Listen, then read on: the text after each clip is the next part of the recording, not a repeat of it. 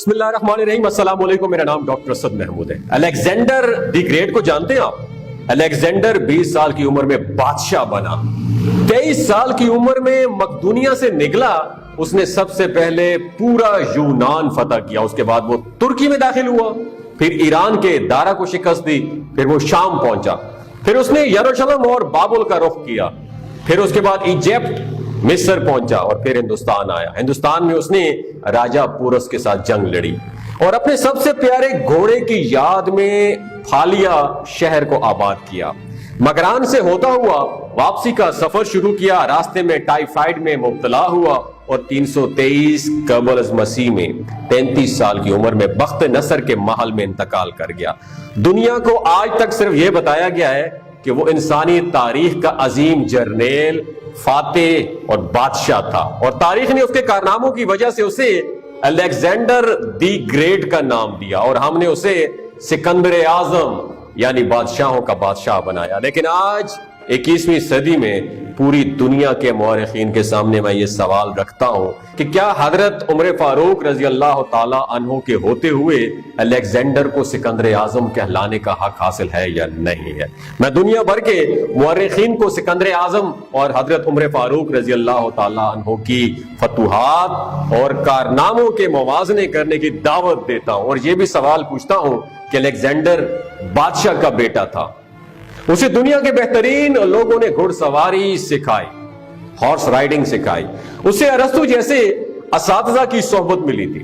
جب وہ 20 سال کا ہو گیا تو اسے تخت اور تاج پیش کیا گیا، جبکہ اس کے مقابلے میں اگر حضرت عمر فاروق رضی اللہ تعالی عنہ کی بات کی جائے تو ان کی 7 پشتوں میں کوئی بادشاہ نہیں گزرا تھا۔ آپ بھیڑ بکریاں اور اونٹ چراتے چراتے بڑے ہو گئے تھے، اور آپ نے تلوار بازی اور تیر اندازی بھی کسی پراپر اکیڈمی سے نہیں سیکھی تھی۔ سکندر اعظم نے آرگنائزڈ آرمی کے ساتھ 10 برسوں میں 17 لاکھ مربع میل کا علاقہ فتح کیا تھا، جبکہ حضرت عمر فاروق رضی اللہ تعالی عنہ نے 10 برسوں میں آرگنائزڈ آرمی کے بغیر 22 لاکھ مربع میل کا علاقہ فتح کیا، اور اس میں روم اور ایران کی 2 سپر پاورز بھی شامل تھیں۔ آج کے سیٹلائٹ میزائل اور آبدوزوں کے دور میں بھی دنیا کے کسی حکمران کے پاس اتنی بڑی سلطنت نہیں جو حضرت عمر فاروق رضی اللہ تعالی عنہ نے نہ صرف گھوڑوں کے پیٹھ پر پشت پر بیٹھ کر فتح کرائی تھی بلکہ اس کا انتظام و انصرام بھی چلایا تھا۔ الیگزینڈر دی گریٹ نے فتوحات کے دوران اپنے بے شمار جرنیل قتل کروائے، بے شمار جرنیلوں اور جوانوں نے ان کا ساتھ چھوڑا، اس کے خلاف بغاوتیں بھی ہوئیں، اور ہندوستان میں اس کی فوج نے آگے بڑھنے سے انکار بھی کر دیا۔ لیکن دوستو، دماغ کی کھڑکیوں کو کھول کے سنیے گا، حضرت عمر فاروق رضی اللہ تعالی عنہ کے کسی ساتھی کو ان کے حکم سے سرتابی کرنے کی جرت نہ ہوئی۔ وہ ایسے کمانڈر ان چیف تھے کہ آپ نے عین میدان جنگ میں عالم اسلام کے سب سے بڑے سپہ سالار حضرت خالد بن ولید رضی اللہ تعالی عنہ کو معزول کر دیا، اور کسی کو یہ حکم ڈالنے کی جرت تک نہ ہوئی۔ آپ نے سعد بن ابی وقاص رضی اللہ تعالی عنہ کو کوفے کی گورنری سے ہٹا دیا۔ آپ نے حضرت حارث بن کعب رضی اللہ تعالی عنہ سے گورنری واپس لے لی۔ آپ نے حضرت عمرو بن العاص رضی اللہ تعالی عنہ کا مال ضبط کر لیا۔ آپ نے ہمس، جسے انگلش میں ہمس کہتے ہیں، اس کے گورنر کو واپس بلا کر اونٹ چرانے پر لگا دیا، لیکن کسی کو حکم عدولی کرنے کی جرت نہ ہوئی۔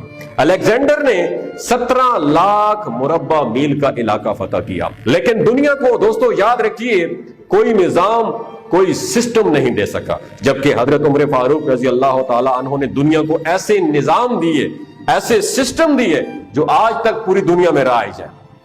کون سے سسٹم دیے؟ ذرا کاپی پینسل لکھ رہے اور دماغ کی کھڑکیوں کو کھول کے سنیے گا۔ پہلا سسٹم، سن ہجری کا سسٹم کس نے دیا ہے؟ حضرت عمر فاروق رضی اللہ تعالی عنہ نے دیا ہے۔ جیل کا تصور دیا، مؤذنوں کی تنخواہیں مقرر کی، مسجدوں میں روشنی کا بندوبست کرایا۔ پولیس ڈپارٹمنٹ کس نے بنایا؟ حضرت عمر فاروق رضی اللہ تعالی عنہ نے بنایا۔ ایک مکمل جوڈیشری سسٹم، عدالتی نظام کی بنیاد رکھی۔ آبپاشی کا نظام کس نے قائم کیا؟ حضرت عمر فاروق رضی اللہ تعالی عنہ نے قائم کیا۔ فوجی چھاونیاں کس نے بنائی؟ آپ نے بنائی، اور فوج کا باقاعدہ ڈپارٹمنٹ انسٹیٹیوٹ قائم کیا۔ آپ نے دنیا میں پہلی بار दूध पीते बच्चों, माजूरों, बेवाओं और बेआसरों के लिए, आसराओं के लिए वजीफे मुकर्रर किए। आपने दुनिया में पहली बार हुक्मरानों, सरकारी ओहदेदारों और वालियों के असासे एसेट्स डिक्लेयर करने का तस्वुर दिया। आपने बेइंसाफी करने वाले जजों को, मैं दोबारा दोहरा देता हूं मेरे पाकिस्तानियों, खोल के सुनिएगा, आपने बेइंसाफी करने वाले जजों को सजा देने का सिलसिला भी शुरू किया। आपने पहली बार दुनिया में हुक्मरान क्लास की अकाउंटेबिलिटी शुरू की। आप रातों को तिजारती काफिलों की चौकीदारी किया करते थे। आप फरमाया करते थे, जो हुक्मरान अदल करते हैं वो रातों को बेखौफ सोते हैं। आपका फरमान था कि कौम का सरदार कौम का सच्चा खादिम होता है। आपकी स्टैम्प जो थी उसकी मोहर पर लिखा होता था कि उमर, नसीहत के लिए मौत ही काफी है। आपके दस्तरखान में कभी 2 सालन नहीं रखे गए। आप जमीन पर सर के नीचे ईंट रखकर सो जाया करते थे। आप सफर के दौरान जब आपको नींद आती थी, आप किसी भी दरख्त के नीचे सो जाया करते थे, ऊपर दरख्त की चादर तान कर उसका साया कर लेते थे और रात को नंगी जमीन पर लेट जाया करते थे। आपके कुर्ते पर 14 टाकियां थी, 14 पैबंद थे और उन पैबंदों में एक सुर्ख चमड़े का पैबंद भी था। आप मोटा खुरदरा कपड़ा पहनते थे दोस्तों। आपको नरम और बारीक कपड़े से नफरत थी। आप किसी को जब सरकारी ओहदे पर फाइज करते थे तो उसके असासों का तखमीना लगवाकर अपने पास रख लेते थे और अगर सरकारी ओहदे के दौरान उनके असासों में इजाफा हो जाता तो आप उसकी अकाउंटेबिलिटी किया करते थे। आप जब किसी को गवर्नर बनाते तो उसे नसीहत फरमाते थे कि कभी एक मखसूस घोड़े का नाम लिया, उस घोड़े पर ना बैठना, बारीक कपड़े ना पहनना, रिफाइंड आटा, छना हुआ आटा मत खाना, अपने सिक्योरिटी गार्ड मत रखना और किसी फरियादी पर दरवाजा बंद मत करना। आप फरमाते थे कि जालिम को माफ कर देना मजलूमों पर जुल्म है। आपका यह फिक्रा आज इंसानी हकूक के चार्टर की हैसियत रखता है, लेकिन मादरत के साथ, दुख के साथ कहना पड़ता है, इस्लाम पूरी दुनिया में, पाकिस्तान इस्लाम का किला है, लेकिन मादरत के साथ हजरत उमर फारूक का यह कानून पाकिस्तान में लागू नहीं होता। माए बच्चों को आजाद करती हैं। उमर फारूक रज़ी अल्लाह ताला अन्हु का कौल है कि तुमने उन्हें कब से अपना गुलाम बनाया है। फरमाया कि मैं अक्सर सोचता हूं और हैरान होता हूं कि उमर कैसे बदल गया। दोस्तों याद रखिए, आप इस्लामी दुनिया के पहले खलीफा थे जिन्हें अमीरुल मोमिनीन का खिताब दिया गया था। दुनिया के तमाम मज़ाहब की कोई ना कोई खसूसियत जरूर होती है और इस्लाम की सबसे बड़ी खसूसियत पता है क्या चीज है? जो कि पाकिस्तान में नापैद है और वो है अदल। और हजरत उमर फारूक रजी अल्लाह ताला अन्हु वो शख्सियत है जो इस खसूसियत पर पूरा उतरते थे।